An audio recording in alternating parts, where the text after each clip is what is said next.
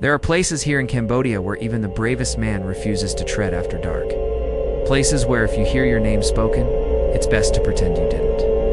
And if you see a pale woman floating above the water, you must under no circumstances attempt to touch her.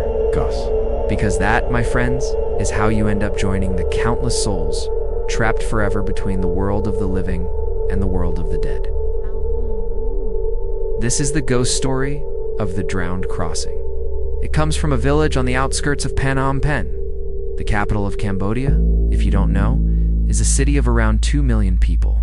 But out past the city limits, you will find miles and miles of flooded jungle.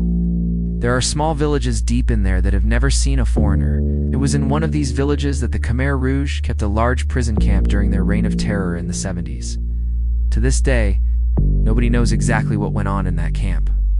How many people died, what they did to them, or why they chose this spot.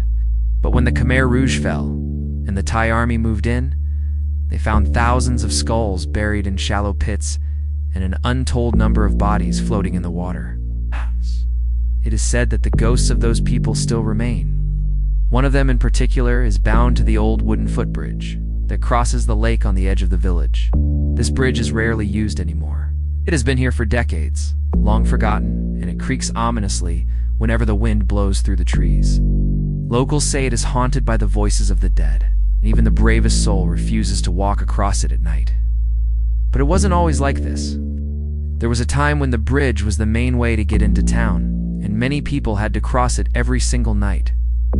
However, soon after sunset, when the guards had finished their rounds and the villagers could move freely, the whisper began. Every 13th night of the lunar month, when the moon was full, they would hear their names being whispered just beyond the edge of the lake. They would stand there listening to their names being called out one by one.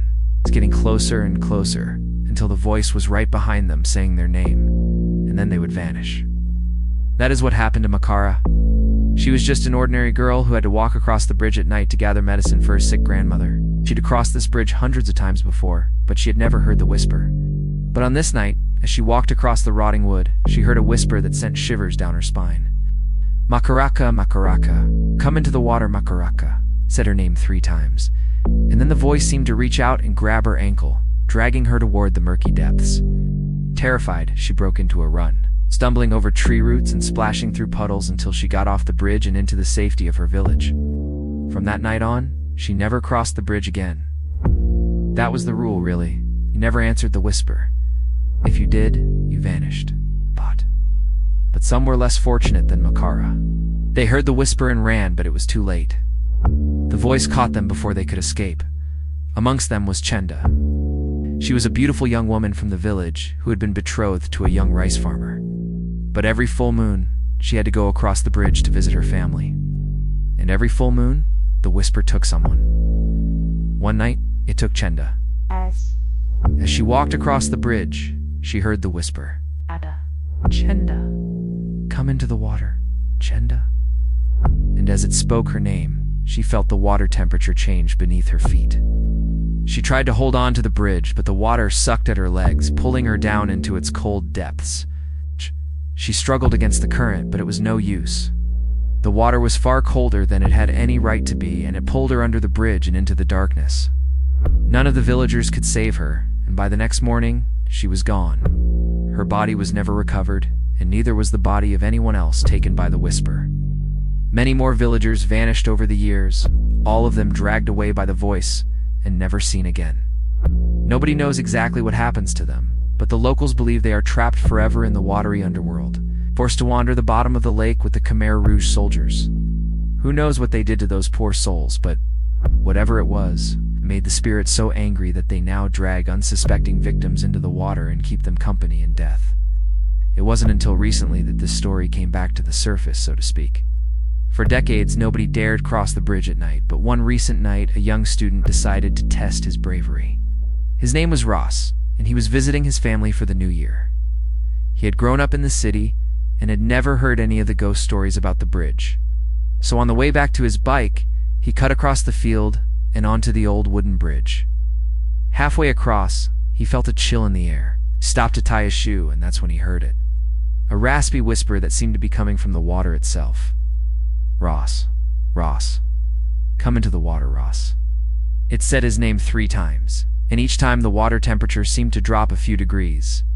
Panic started to set in, but he knew he couldn't turn back now. If he did, it would be too late. As he reached the end of the bridge, the whisper grew louder. Ross! Ross, come into the water, Ross. He could feel the water temperature change beneath his feet, and he tried to break into a run, but it was too late. The water had already taken him. Stumbled forward, falling to his knees in the muddy water, but it didn't hurt. It was freezing cold, like ice water. Then his legs buckled and he fell forward, splashing into the dark water below.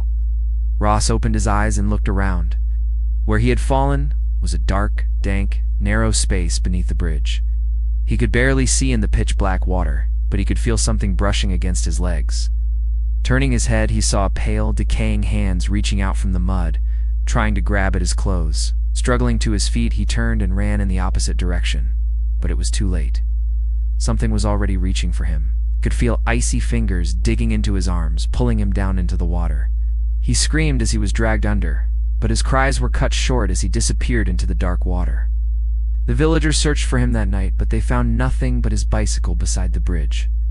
Some believed he had simply run away, but others knew better. They searched the bottom of the lake for days, but they couldn't find his body. The water was too dark and too murky to see anything. Then just as suddenly as he had vanished, he reappeared. The villagers were gathering for the evening prayer when they saw a young man walking toward them. They couldn't make out his face, but they recognized his clothes and his bicycle. With trembling hands, they touched him and asked questions, but he didn't respond. At first, they thought he had simply been swimming in the lake. But when they looked in his eyes, they saw that he was completely different. The life had been drained from them. They were empty and soulless, like 2 black pits in a sea of white. His family rushed to his side, begging him to say something, but he remained silent. His parents screamed in horror as they noticed his skin had taken on a sickly gray color, and his entire body was ice cold. When they brought him inside, his temperature didn't improve. In fact, he grew colder and colder until he was almost frozen solid. They wrapped him in blankets and burned incense, hoping to drive out whatever evil spirit had possessed him, but it was no use. By the next morning, he was dead. His body grew stiff and cold and showed no signs of decomposition. The village elders gathered around his corpse and performed the necessary rituals. The ceremony was long and solemn, and even the bravest of men cried out for mercy as the spirit of the drowned crossing was summoned. When it was over, the body was placed in a coffin and lowered into a nearby river. The spirit had taken another victim, and none of them had ever come back the same. So please, my friends, if you hear the whisper calling your name from the depths of a dark, murky lake, do not respond. Even if it's just a figment of your imagination, it's better to be safe than sorry. After all, the drowned crossing doesn't care whether you're real or imagined. It will take you either way.